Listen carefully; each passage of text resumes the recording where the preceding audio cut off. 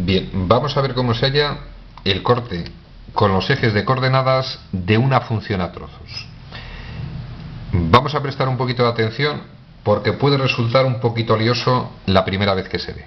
Mirad, yo siempre que me encuentro con una función a trozos, para aquel que no tiene mucho control de la situación, mismo consejo. En este caso se trata de dos trozos. A la derecha voy a representar el dominio de cada uno de los trozos. Voy a dejar preparado el dominio, lo voy a tener a la vista, valores que puede tomar esta x menores o iguales que el 0. Supongo el 0 en esa posición, contiene el igual punto relleno, menores, rayamos la parte izquierda. El segundo trozo puede tomar valores mayores que el 0. No contiene el igual, punto hueco, mayores, rayamos la parte derecha. Es decir, yo no he inventado nada. Simplemente los valores de x que puede tomar cada uno de los trozos, prefiero tenerlos a la vista en una gráfica. Segundo razonamiento, mirad. ¿Qué es en el fondo una función a trozos? Pues trozo de funciones. Es decir, yo voy a separar los trozos que componen la función f. El primer trozo es esta expresión, el segundo trozo sería este, y voy a analizar dónde cada una de esas funciones por separado corta los ejes. Razonaríamos de esta forma. Si esta función corta al eje x, la y tiene que valer 0.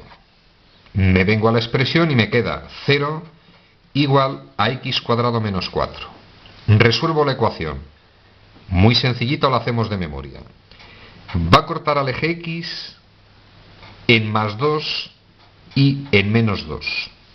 Son los dos valores que satisfacen la ecuación. Es decir, esta función separada, fuera de lo que es la función f, va a cortar al eje x en el 2, 0 y en el menos 2, 0. Razonamiento. No tiene sentido este valor donde corta el eje x, porque la x vale 2 y no está en el dominio de esa función. Es decir, ese punto no está dentro de la gráfica de f, porque solamente vamos a coger el trozo de parábola en que la x toma valores menores que el 0.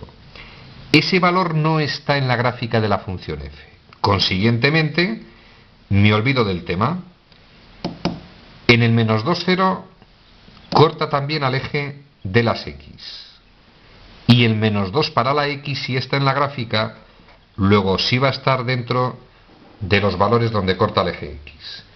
Ya hemos localizado un punto donde la función f corta al eje x. Corta al eje x, de momento, en el menos 2, 0. Pasamos a la segunda función. La analizo por separado. Si esa función cortara al eje x, es evidente que la y tiene que valer 0. Sustituyo la y por 0 y me queda 0 igual a x más 1. Despejo la x en la expresión, toma el valor menos 1. Es decir, esta función por sí misma va a cortar al eje x en el menos 1, 0. Va a cortar al eje x en el punto menos 1, 0.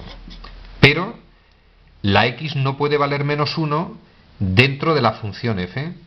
No está en su parte rayada. Es decir, como ese punto no va a ser de la gráfica de f, no sirve como corte con el eje x en la función f. Pasamos al corte con el eje y. Si una función corta al eje y, x tiene que tomar el valor 0. Y en este caso es mucho más sencillo porque démonos cuenta del siguiente detalle. Si la x tiene que tomar el valor 0, solamente puede ser en la primera función. La x puede tomar el valor 0 solamente en esa expresión. Luego, para hallar donde corta el eje y, vamos a hallarlo en el primer trozo de función. Si corta el eje y, la x vale 0. Sustituyo la x por 0 y igual a menos 4. Consiguientemente, las coordenadas del punto donde la función f corta al eje y van a ser 0 y menos 4.